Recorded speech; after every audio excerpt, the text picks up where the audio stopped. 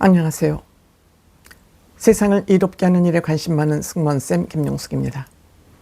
대통령 탄핵으로 인해서 조기 대선이 지금 진행 중에 있습니다. 물론 대통령 탄핵이 된 것은 매우 안타까운 일입니다. 제가 생각해도 무엇 때문에 윤석열 대통령이 계엄을 선포했는지 자다가 일어나도 저는 이해가 가지 않습니다. 납득이 가지 않습니다. 아무리 이재명과 민주당이 양아치 짓을 했다 하더라도 여기에 맞서 계엄을 선포하는 것은 잘못된 일이다. 더군다나 헌법을 위반한 혐의다. 내란 혐의다. 이러한 비난에 대해서 별로 할 말이 없다. 변명의 여지가 없다. 이렇게 생각됩니다. 어쨌든 대한민국은 두 번의 대통령이 탄핵당하는 일을 지금 겪고 있습니다. 이렇게 되자 정말 꼴값을 떠는 사람들이 있습니다. 다름 아닌 허은하 전 개혁신당 대표와 전광훈 목사입니다. 이 두 사람은 저는 정직하지 못한 사람이라고 생각됩니다. 때문에 정직하지 못한 사람이 대선에 나선다는 것을 보면서 꼴값 떠내, 있는 대로 꼴값을 떠내, 정말 웃기지도 않네 하는 생각이 듭니다.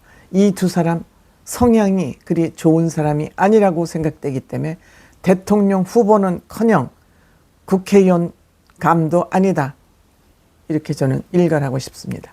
허은하 4월 16일 주간조선과 통화해서 출마 준비라는, 대선 후보 출마 준비라는 그러한 말을 넌지시 던진 것 같습니다. 착각도 개혁신당 당대표 한번 시켜줬더니 착각도 이런 착각, 공주병에 걸려도 치료가 안 되는, 약이 없는 그런 공주병에 걸린 것 같습니다. 지금 이기는 리더십이 아니라 회복 리더십이 필요하다. 무슨 회복? 어디서 단어는 근사한 단어 주워다가 앵무새처럼 집어삼키고 있습니다. 오랫동안 제3지대를 끌고 가고 싶었대요. 무슨 재주로 지가 제3지대를 끕니까? 그리고 그 마음 지금도 변함이 없다. 그래서 대통령을 출마할까 하고 고민 중이래.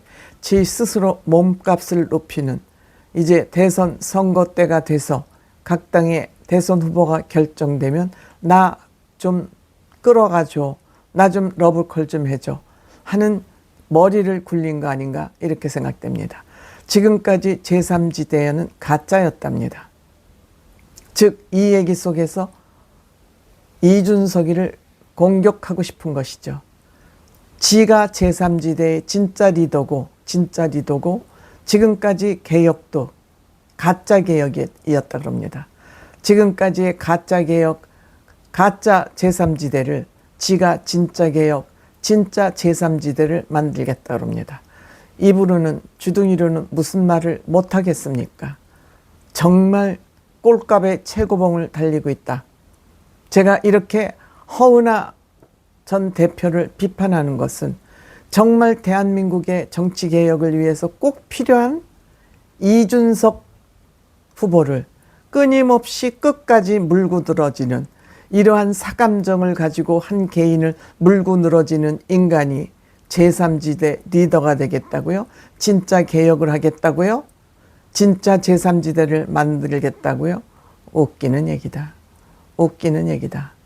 허은하는 2020년 자유한국당 시절 영입이 돼서 비례대표를 했고, 그 비례대표를 한 번밖에 못하기 때문에, 비례대표는 그 당에서는 한 번밖에 못합니다. 지역구 출마해서 당선될 자신이 없으니까 이준석 전 대표가 탈당을 하면서 당을 만들자, 유일한 빠찌로서 창당준비위원장을 하면서 또 한 번의 비례대표를 꿈꿨지만 이준석 의원이 이를 받아들이지 않자, 원칙이 아니라 비례대표는 한 번만 해야 된다는 그 원칙에 어긋나자 이를 받아들이지 않자 그때부터 이준석 후보에 대한 악심을 품기 시작해서 결국 개혁신당을 난장판을 만들어 놓고 지금 탈당도 하지 않고 있는 그런 상태입니다. 탈당도 하지 않고 개혁신당의 후보가 이준석 의원인데 제3지대에서 뭐 어떻게 하겠다는 겁니까? 앞뒤가 전혀 맞지 않는 단어잔치, 말풍선만 띄우고 있는 것입니다. 그 다음에 윤석열 대통령을 모셔와서 본인이 대통령 출마를 하겠다고 선언한 전광훈 목사. 자유통일당으로 대선 후보에 참여하겠다고 얘기했습니다. 지금 국민의힘 대선 후보인 김문수 후보가 자유통일당 대표였습니다. 아마 김문수 후보가 국민의힘 입당해서 대통령 후보가 되자 여기도 또한 개인 감정을 품은 것 같습니다. 윤석열 대통령을 모셔온답니다. 윤석열 대통령을 자유통일당 대표로 모셔오고 대표인지 뭔지 고문으로 모셔오겠죠. 본인이 대통령 후보를 출마하겠답니다. 국민의힘 당선시킬 데 없다. 이재명이를 당선시키면 시켰지 국민의힘 후보 8명 중 그 누구도 대통령으로 당선시킬 수 없어서 내가 회방을 놓겠다.